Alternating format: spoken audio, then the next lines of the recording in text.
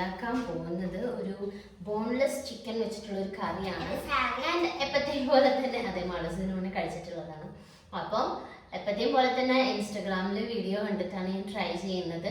ചിലതൊക്കെ ഫ്ലോപ്പ് ആവാറുണ്ട്, പക്ഷെ ഇത് നല്ല ഈസി ആയിട്ട് അടിപൊളിയായിട്ട് എല്ലാവർക്കും ഉണ്ടാക്കാൻ പറ്റുന്ന സംഭവമാണ്. സോ തൈര് വേണം കേട്ടോ, കുറച്ചധികം വേണം. ഒരു പാക്കറ്റ് ഫുൾ എടുത്തോണ്ടെങ്കിൽ ഞങ്ങൾ 4 പേർക്ക് കഴിക്കാണ്ട്, അപ്പം എന്തായാലും നന്നായിട്ട് വേണം. പിന്നെ ബോൺലെസ് ചിക്കൻ വേണം. അപ്പോൾ ബോൺലെസ് ചിക്കൻ നമുക്ക് ഫസ്റ്റ് ഫ്രൈ ചെയ്യാം. നമുക്ക് ഈ കേർഡ് മിക്സ് ചെയ്ത് വെക്കാം. കുറച്ച് വെളുത്തുള്ളി ചതച്ചത്, ഉപ്പ്. ഇനി ഇത് നന്നായിട്ട് മിക്സ് ചെയ്യണമെന്നില്ല.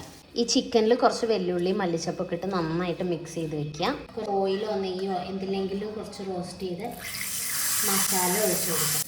ഞാൻ ഇവിടെ നെയ്യാണ് എടുത്തിട്ടുള്ളത്.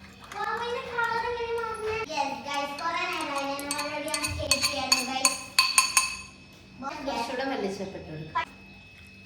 ഗായ്സ്, അപ്പം നല്ല പൊറാട്ട വാങ്ങിച്ചിട്ടുണ്ട്. ഇതിൻ്റെ കൂടെയാണ് ഇത് കഴിക്കുന്നത്. പൊറാട്ട ഇങ്ങനെ ഒരു കഷ്ണം എടുത്തിട്ട് ഈ ഉള്ളിയും ഈ ചിക്കനും ഒക്കെ ഇങ്ങനെ എടുത്തിട്ട്